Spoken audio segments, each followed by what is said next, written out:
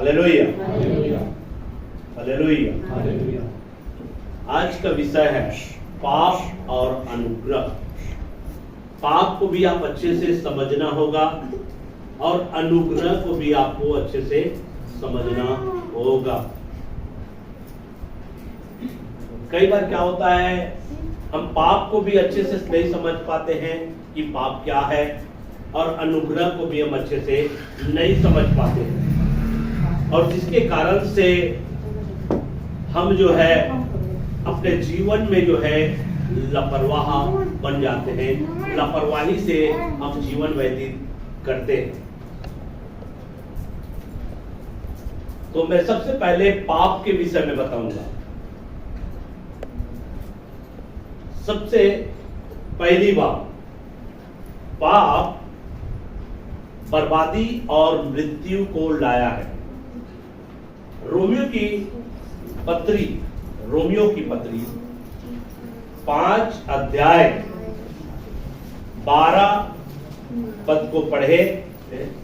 इसलिए जैसा एक मनुष्य के द्वारा पाप जगत में आया, इसलिए एक मनुष्य के द्वारा पाप जगत में आया, और पाप के द्वारा मृत्यु आई, और देखो यहाँ पे कह रहा है और पाप के द्वारा मृत्यु आई, और इस रीति से मृत्यु सब मनुष्यों में, और मृत्यु सब मनुष्यों में फैल गई, क्योंकि सबने पाप किया। सबने पाप किया। यहाँ पे ये बात तो बताना चाहता है, एक मनुष्य के द्वारा, कहने का मतलब है एक मनुष्य, कहने का मतलब है आदम, पहला मनुष्य आदम के द्वारा। आदम ने जो परमेश्वर की आज्ञा तोड़कर जो पाप किया, उस पाप का परिणाम भयानक, वो पाप मनुष्य जाति में बर्बादी को लेकर आया है। वो पाप जो है मनुष्य में मृत्यु को लेकर आया है।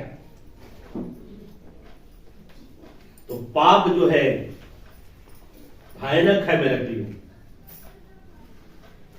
पाप व्यक्ति को नुकसान करता है, पाप व्यक्ति को हानि पहुंचाता है, पाप दूसरों को नुकसान करता है। पाप पूरे मनुष्य जाति में क्या हुआ है, फैल गया। एक मनुष्य के द्वारा जो है पाप पूरे जगत में क्या हो गया, फैल गया। मतलब जगत के लोगों को क्या किया, बर्बाद किया, बर्बादी की ओर ले गया।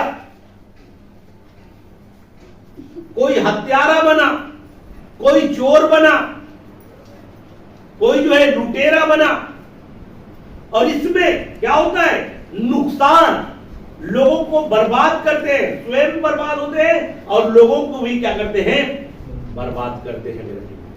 करते कि नहीं करते, होता है। एक व्यक्ति चोर है, चोर व्यक्ति जो है दूसरों को नुकसान करता है कि नहीं करता है। चोर व्यक्ति आपके परिवार के लिए फायदा है क्या, आपके लिए फायदा है क्या। चोर व्यक्ति जो चोर की चोरी करता है, जो चोर है, डकैत है, ये लोग आपके लिए फायदा है क्या, आपके लिए फायदा नहीं है। वो समाज के लिए फायदा नहीं है, वो समाज के लिए क्या है, नुकसान है। हत्यारा जो लोगों की हत्या करता है, क्या हत्यारा समाज के लिए फायदा है क्या, नहीं। एक मनुष्य के पाप के कारण मृत्यु पूरे मनुष्य में क्या हो गई है, फैल गई है। इसलिए पहला पॉइंट मैंने आपको दिया, पाप जो है बर्बादी और मृत्यु को क्या किया है, लाया है। और आज पाप के कारण ही कई परिवार क्या है, बर्बाद है। कई परिवार को दुखों को उठाना पड़ रहा है, दुख से होकर गुजरना पड़ रहा है। आनंद नहीं है, शांति नहीं है।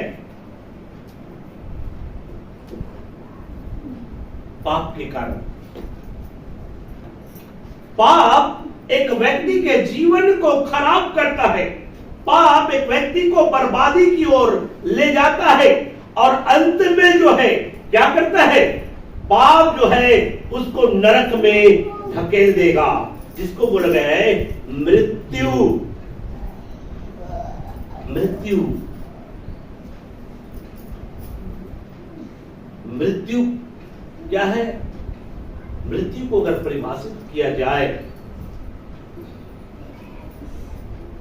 तो आदम में जो स्वभाव था, ईश्वरीय स्वभाव, परमेश्वर ने आदम और हव्वा को जो बनाया वो ईश्वरीय स्वभाव से भरा हुआ था। तो पाप के कारण, परमेश्वर की आज्ञा तोड़ने के कारण ईश्वरीय स्वभाव क्या हो गया? चला गया।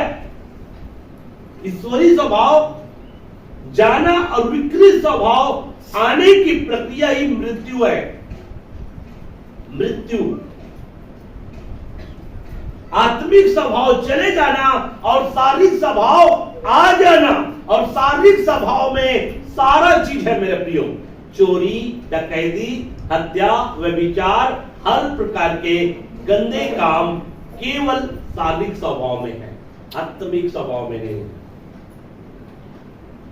आत्मिक स्वभाव में नहीं है। इसलिए पाप जो है क्या किया है? मनुष्य को बर्बाद किया है। एक मनुष्य के पाप के कारण पाप जो है पूरे मनुष्य में फैल गया और पूरे मनुष्य पर मृत्यु जो है राज किया। अर्थात जो है सब जो है मृत्यु के गुलाम बन गए। वो राज्य किया, शासन किया। तो पाप के कारण जो है मृत्यु जो है सबका क्या बन गया? स्वामी बन गया। और सबके ऊपर में मृत्यु जो है क्या किया है? राज्य किया, सबको अपना गुलाम बना दिया।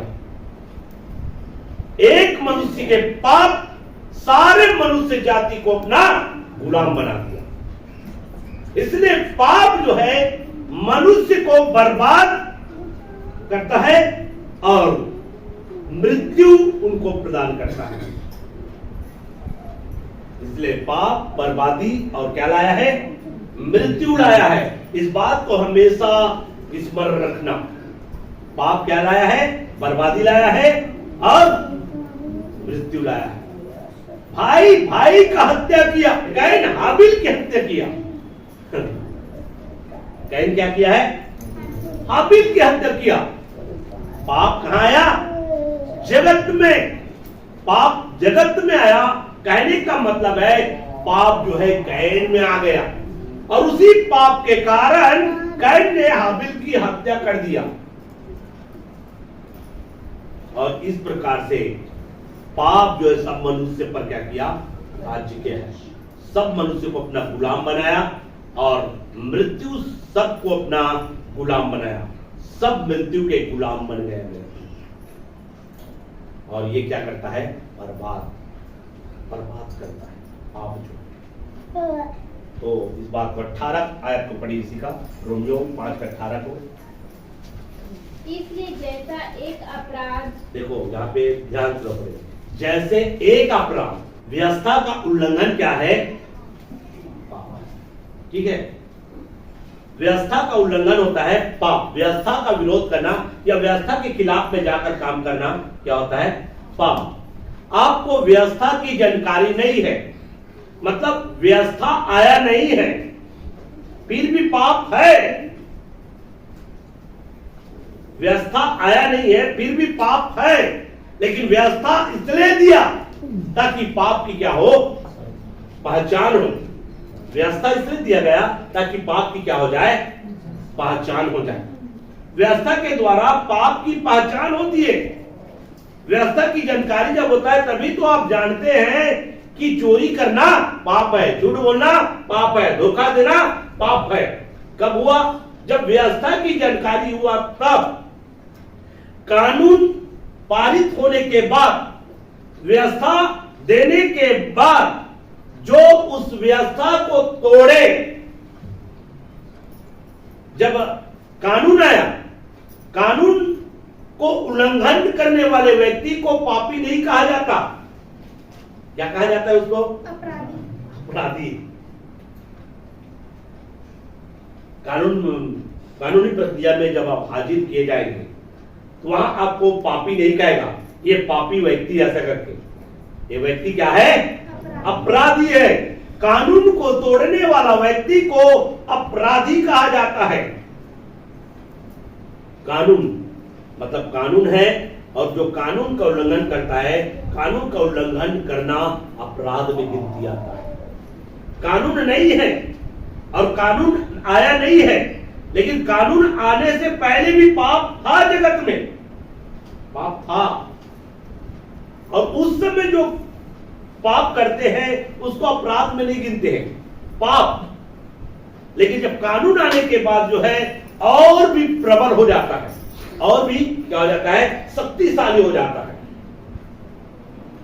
इसलिए कानून आने के बाद में जो व्यक्ति कानून का उल्लंघन करे, व्यवस्था को तोड़े, उसको कहा गया है अपराध। एक मनुष्य के कारण जो है पाप जगत में आया, और पूरे मनुष्य जाति उनके कारण पापी ठहरा है। उनके कारण क्या ठहरे हैं? पापी ठहरे हैं।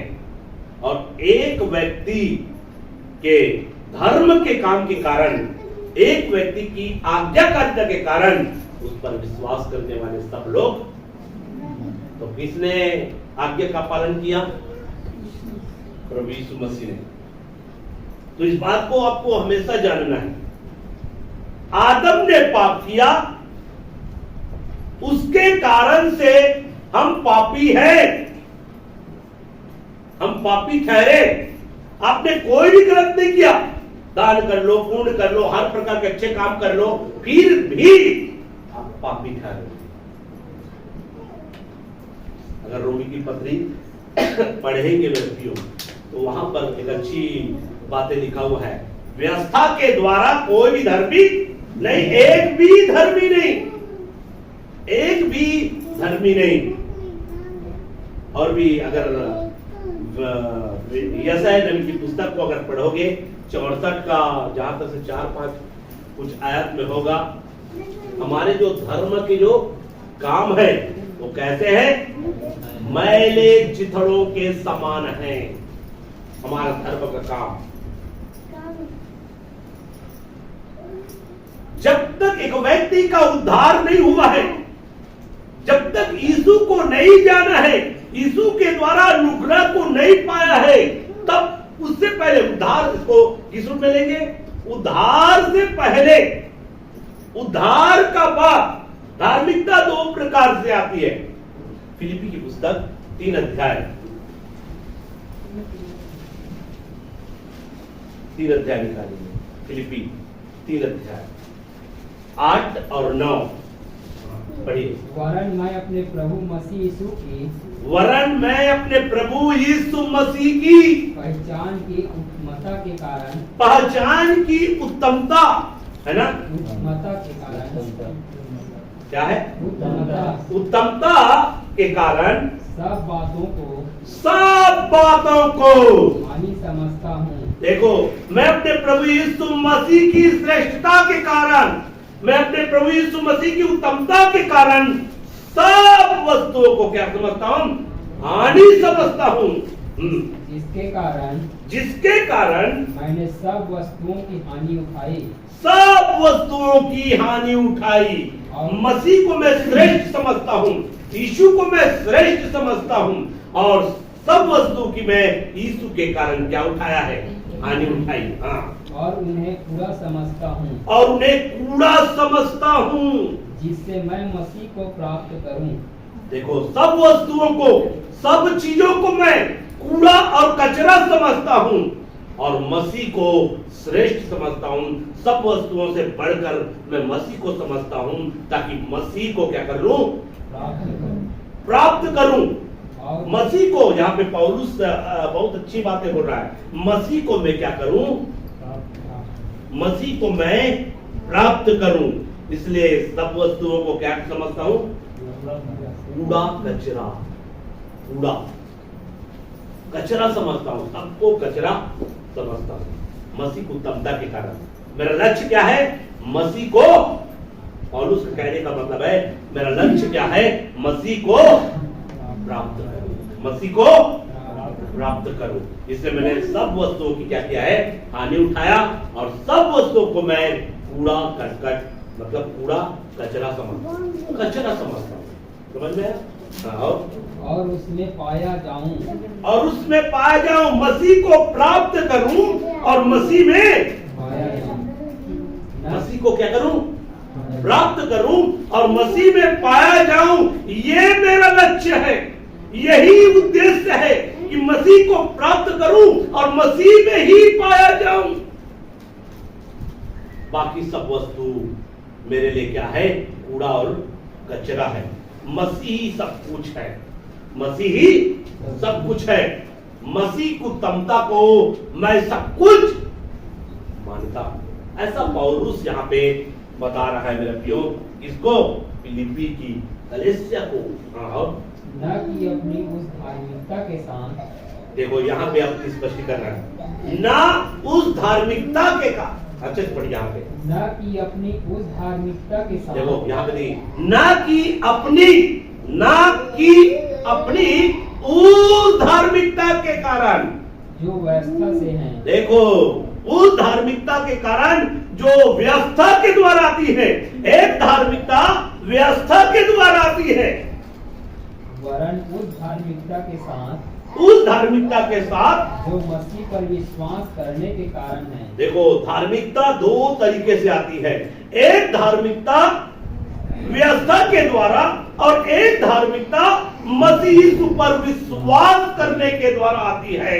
लेकिन यहाँ पे पौलुस का कहने का मतलब है, जो व्यवस्था के द्वारा जो धार्मिकता आती है, वो धार्मिकता से बढ़कर यीशु पर विश्वास करने से जो धार्मिकता आती है, मैं उसको प्राप्त करना चाहता हूं, मैं उसके पीछे भागता हूं। ये पौलुस यहाँ पे बता रहा है मेरे भाइयों। तो धार्मिकता दो तरीके से आती है।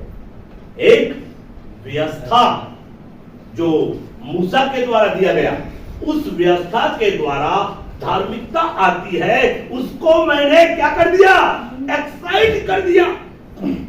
मैं उस धार्मिकता की विषय में नहीं, परंतु मसीह पर विश्वास करने के द्वारा जो धार्मिकता आती है, उस धार्मिकता को मैं श्रेष्ठ समझता हूं, और उस धार्मिकता के सामने सारा वस्तु जो है कूड़ा और क्या है? कचरा है। समझ में आया? धार्मिकता दो प्रकार से है।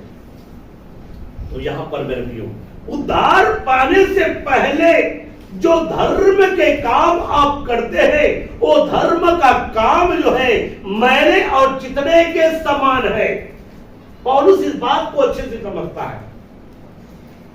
इसलिए हमारे धर्म और धर्म के काम, हमारे सब धर्म के काम क्या है? मैले चिथड़े के समान है। उद्धार के पहले एक व्यक्ति जितना भी धर्म का काम सोचकर करते, वो सब परमेश्वर के निकट में मैले चिथड़े के समान, मैले चिथड़े के समान। उद्धार पाने के बाद, यीशु पर विश्वास करने के द्वारा उद्धार पाने के बाद हमारा जो धर्म का काम होता है, वो धर्म का काम मैल चिथड़ों के समान नहीं है। इस सच्चाई को भी आपको समझना होगा मेरे प्रियो। नौका पढ़ लिए, नौका पढ़िए। उस धार्मिकता के साथ जो मसीह पर विश्वास करने के कारण है, उस धार्मिकता जो मसीह पर विश्वास करने के कारण और परमेश्वर की ओर से विश्वास करने पर मिलती है। देखो, ये धार्मिकता कैसे मिलेगा? मसीह पर विश्वास करने से मिलेगा। धार्मिकता दो हो गया। एक धार्मिकता मसीह पर विश्वास करने से किसकी ओर से मिलती है? परमेश्वर की ओर से मिलती है। और एक धार्मिकता किससे मिलती है? व्यवस्था से मिलती है। लेकिन जो व्यवस्था के द्वारा धर्मी ठहरना चाहता है, तो व्यवस्था के द्वारा कोई भी धर्मी कोई भी धर्मी नहीं है, एक भी नहीं। और जो व्यवस्था के अनुसार से जो धर्म का काम समझते हैं, वो धर्म का काम जो है परमेश्वर की दृष्टि में, परमेश्वर की नीतिगत धर्म का काम क्या है? मैलों चिथड़ों के समान है। किसके समान है? मैले चिथड़े के समान है। और जब हम उद्धार को प्राप्त करते हैं, मसीह यीशु पर विश्वास करते, उनके बलिदान पर विश्वास करते हैं, बलिदान पर विश्वास करने के द्वारा जो धार्मिकता हमको परमेश्वर की ओर से मिलती है मेरे भाइयों, वो धार्मिकता जो है उस व्यवस्था के द्वारा मिलने वाली धार्मिकता से बढ़कर है, मिलने वाली धार्मिकता से बढ़कर है। और ये जो धार्मिकता जो होता है व्यवस्था के द्वारा मिलती है, और वो धार्मिकता जो है परमेश्वर की दृष्टि में क्या है? मैले चिथड़े के समान है, धर्म के काम। लेकिन जब उद्धार प्राप्त करने के बाद में जो धर्म के काम आप करते हैं मेरे प्रियो, अब उद्धार आप अपने कामों से प्राप्त नहीं किए हैं, उद्धार आपने विश्वास से प्राप्त किया है। विश्वास से, विश्वास करने के द्वारा अनुग्रह से परमेश्वर ने उस उद्धार को आपको दिया है। उद्धार प्राप्त करने के लिए आपने किसी प्रकार का कर्म कांड नहीं किया है, कोई भी धर्म का काम नहीं किया है, वो अनुग्रह से, विश्वास से मिलता है हमको उद्धार में। इसलिए उद्धार पाने के बाद जो धर्म का काम आप करते हैं, आप उद्धार आपने पाया, आपका उद्धार हो गया। अब उद्धार होने के बाद में आप धर्म का काम करते हैं, तो जो धर्म का काम करते हैं मेरे प्रियो, वो धर्म का काम जो है मैले चिथड़ों के समान नहीं है। क्या आप समझते हैं कि आप मसीह में आने के बाद में जो भी मसीह के लिए जो काम करते हैं वो मैले चिथड़ों के समान है? कई लोग ना समझने के कारण, वचन ना समझने के कारण मसीह में कोई भी काम आप करते हैं मेरे प्रियो, भलाई के काम, गरीबों की मदद, अनाथों की मदद, जितने भी धर्म का, पहली बात तो धर्म का काम क्या है, बाइबल के हिसाब से धर्म का काम क्या है, इसको भी आपको समझना बहुत जरूरी, समय भी हो रहा है। धर्म का काम क्या है? बाइबल के आधार पे आप धर्म का काम किसे समझते हैं? यहाँ पे परमेश्वर तो बोल दिया तुम्हारे धर्म के काम, हमारे धर्म के काम मैले चिथड़ों के समान है। तो धर्म का काम कैसा होता है उसको भी तो जानना जरूरी है। क्या क्या चीज जो धर्म के काम में आता है, क्या करना धर्म के काम में आता है। यहूदी लोग जो है, इस्राएल लोग जो है, किसको धर्म का काम समझते थे, क्या करना धर्म का काम समझते थे। इसको क्या करना पड़ेगा, जो इजरायली पृष्ठभूमि के आधार पे आप धर्म के काम को आपको समझना होगा। और ये सारा चीज जो है पुराने नियम में है, पुरानी व्यवस्था में दिया गया है कि धर्म के काम में क्या करना, धर्म के काम में गिनती आता है।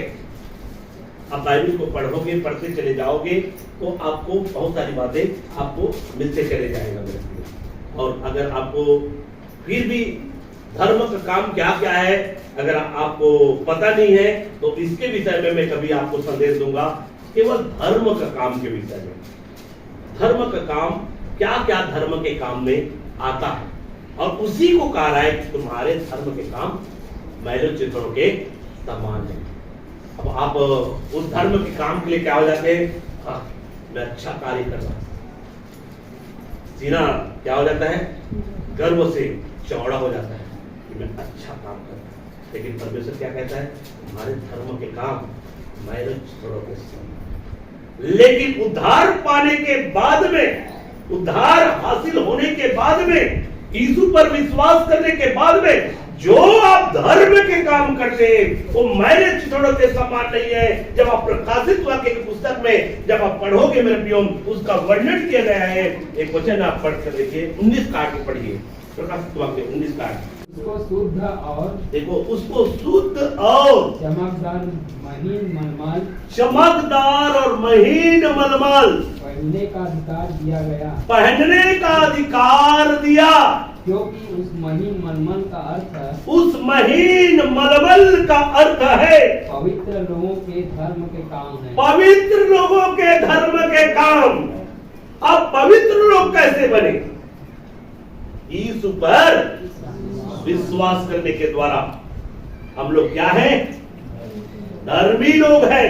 हम लोग क्या है, मैं पिछले सप्ताह बताया, बुधवार को बताया, संदेश दिया, हम मंदिर है परमेश्वर के, हम धर्मी हैं, परमेश्वर के संतान हैं, परमेश्वर के घराने के सदस्य हैं।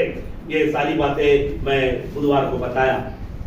यहाँ पर क्या बोल रहा है, पवित्र लोगों के। अभी बताइए, आप दुष्ट लोग हैं कि पवित्र लोग हैं?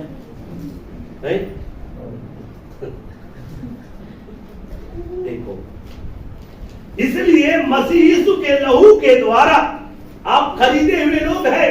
मसीह यीशु के लहू के द्वारा आप मोल लिए हुए लोग हैं। आप पवित्र लोग हैं। आप एक पवित्र लोग हैं। पवित्र लोग कहा गया है मेरे प्रिय परमेश्वर में। इसलिए इस पृथ्वी पर पवित्र लोग हैं। पवित्र लोगों सा जीवन जिए।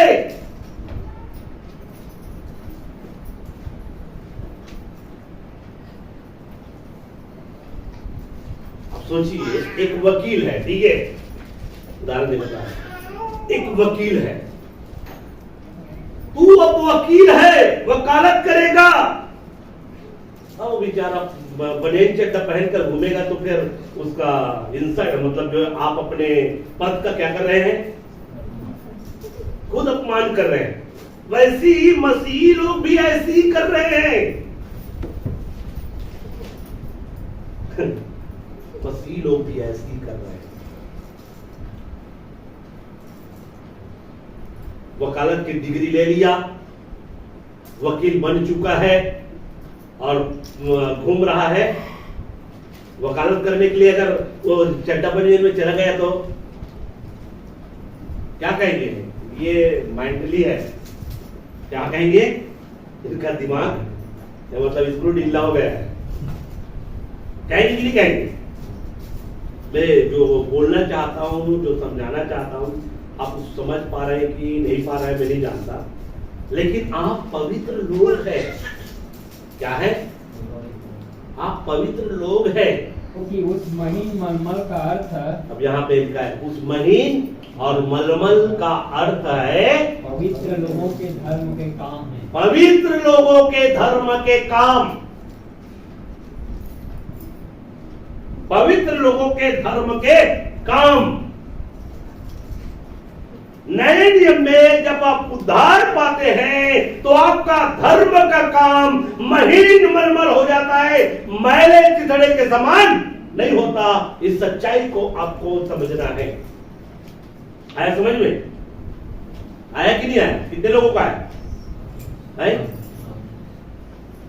हमारे धर्म के काम मैले चिथड़ों के समान है। किसके लिए? परमेश्वर की दृष्टि में मैले चिथड़ों के समान है। वो किनके लिए लागू होगा? हमारे लिए। हमारे लिए नहीं हो भाई, नहीं, वो हमारे लिए नहीं है। जब उद्धार नहीं पाए थे,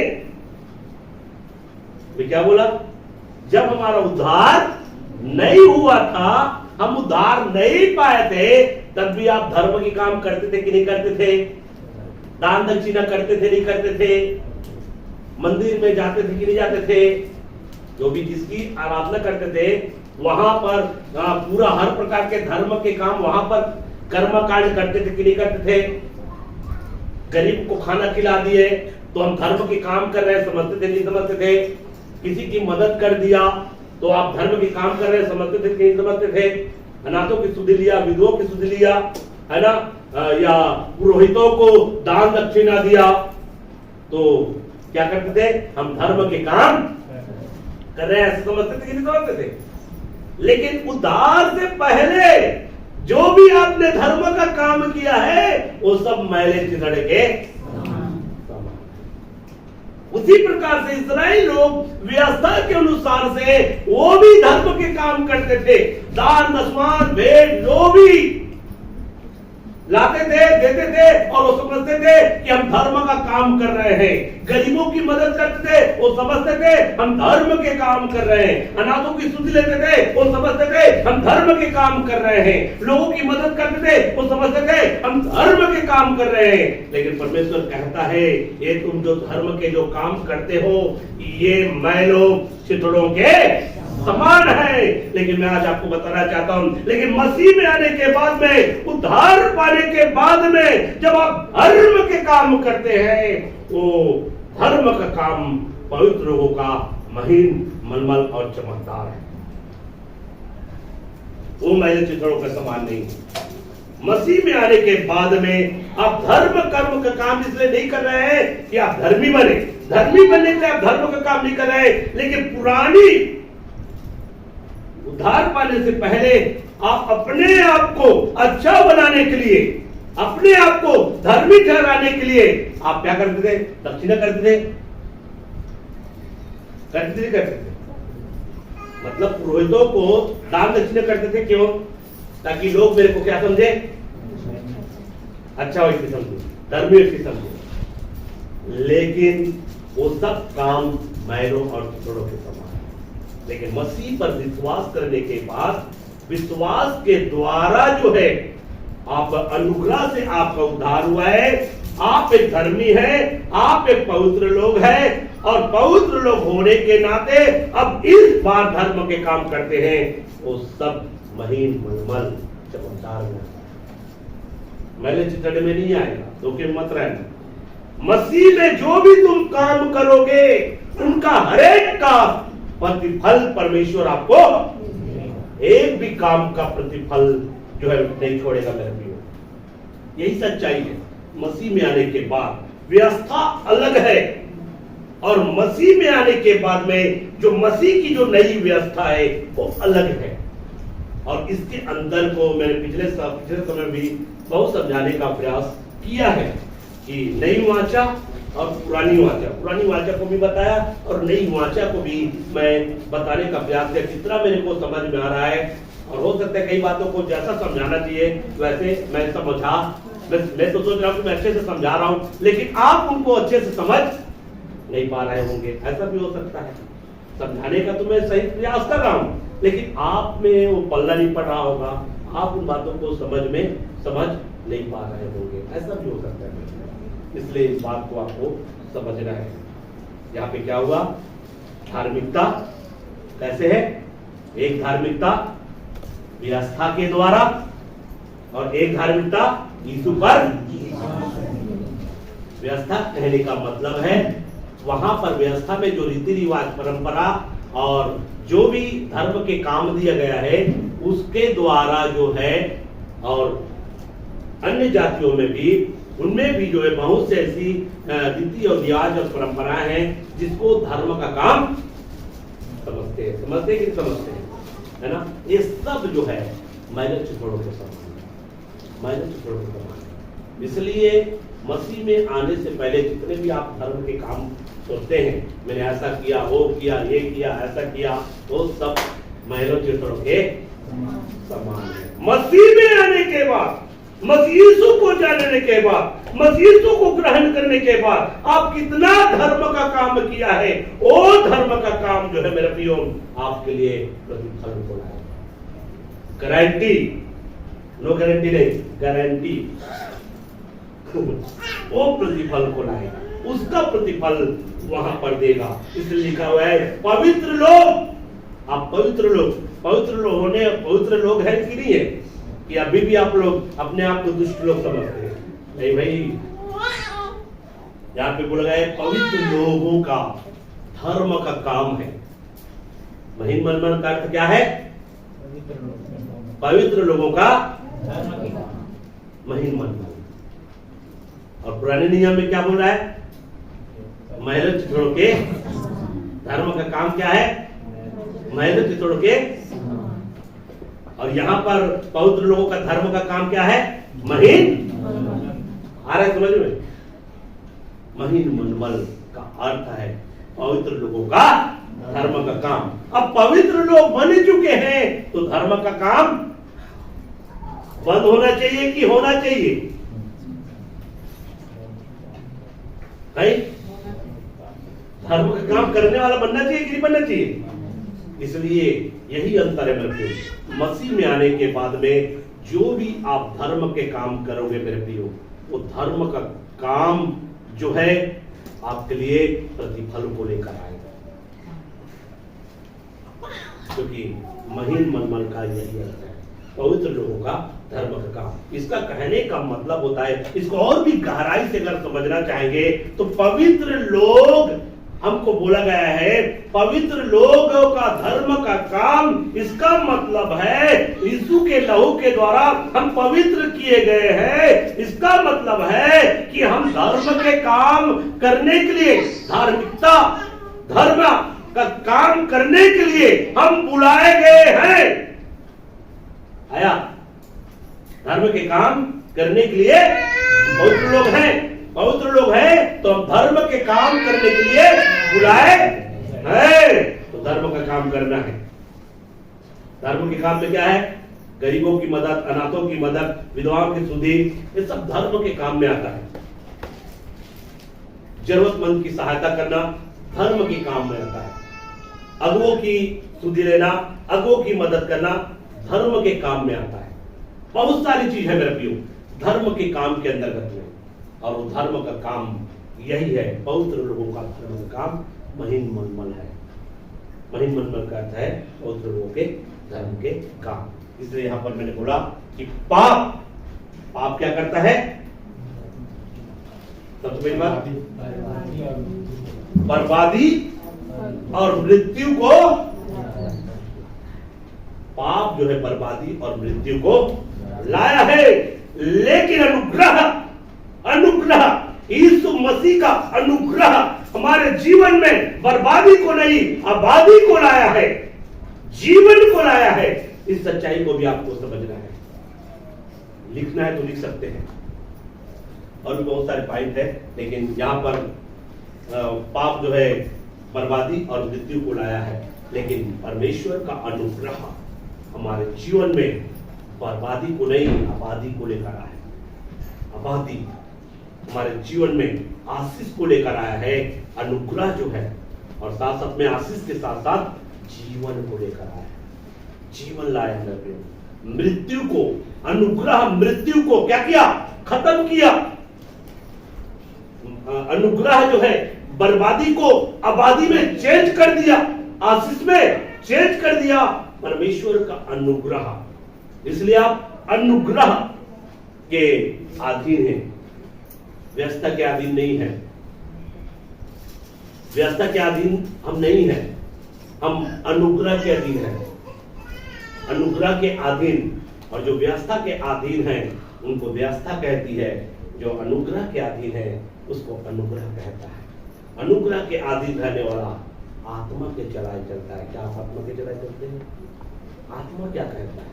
पवित्र आत्मा आपको अगुवाई करेगा, पवित्र आत्मा आपको चलाएगा। क्या पवित्र आत्मा की आवाज सुनते हैं? क्या पवित्र आत्मा आपको चला रहा है? क्या पवित्र आत्मा के चलाए आप चल रहे हैं? क्या आप पवित्र आत्मा के अधीनता में हैं? पवित्र आत्मा की अधीनता में आपको चलना है। तो इस बात को आपको समझना है। पाप, बर्बादी और मृत्यु को लाया है, लेकिन अनुग्रह जो है आपको आशीष, अनुग्रह आशीष को लेकर आया है और जीवन को लेकर आया है। और उसी अनुग्रह में आप पवित्र लोग हैं, और पवित्र लोगों का धर्म का काम जो है क्या है? महीन मनमल है। महीन मनमल का अर्थ है पवित्र लोगों के धर्म का काम। इसलिए परमेश्वर ने आपको इसलिए बुलाया है ताकि आप धर्म के काम करें, क्योंकि आप पवित्र लोग हैं, आप धर्मी लोग हैं, आप परमेश्वर के संतान हैं, परमेश्वर के परिवार के सदस्य हैं। तो आपको कैसा जीवन जीना है यह आप स्वयं डिसाइड करेंगे। एक टीचर जैसा जीवन जीता है। टीचर का काम क्या होता है? बच्चों को पढ़ाना। बच्चों को पढ़ाने के लिए क्या करता है? वो जो है पढ़ाने का अभ्यास करता है। ताकि वो अच्छे से उसको बढ़ा सके। उसी प्रकार से आप पवित्र लोग हैं, परमेश्वर की संतान है, परमेश्वर की मंदिर है, परमेश्वर के घराने के सदस्य है, आप एक धर्मी व्यक्ति है, तो आपको किसका अभ्यास करना है? धर्म के काम करने का अभ्यास होना चाहिए। ये परमेश्वर इसलिए आपको बुलाया, इसलिए आपको बुलाहट दिया है मेरे प्रियो। वही धर्म का काम जो आप करेंगे उसका प्रतिफल आपको परमेश्वर देगा। और ये कहां पर लिखा हुआ है? ये भी वचन में लिखा हुआ है मेरे प्रियो। मत्ती की पुस्तक जब आप कहे जाए 25 अध्याय को जब आप पढ़ेंगे, वहां पर भी जब मैं भूखा था तूने क्या बोला है? मैं प्यासा था तूने पानी नहीं पिलाया, मैं भूखा था तूने खाना नहीं खिलाया, जरूरत के समय मेरी जरूरत को आपने पूरा नहीं किया। मतलब वो सारी बातें उसमें आता है मेरे को। अगर आप कहेंगे एक व्यक्ति के पास में कपड़े नहीं है, ठंड से ठिठुर रहा है, और आप कहेंगे ठीक है भाई मैं आपके लिए प्रार्थना करूंगा, जा आराम से सोना।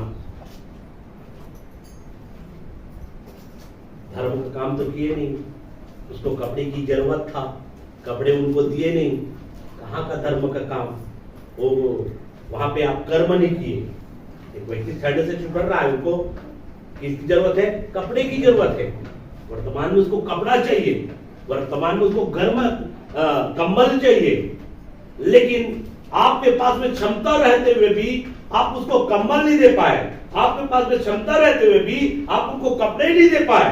इसका मतलब है आप पवित्र लोग होने के नाते आप धर्म के काम करने से पीछे हट रहे हैं।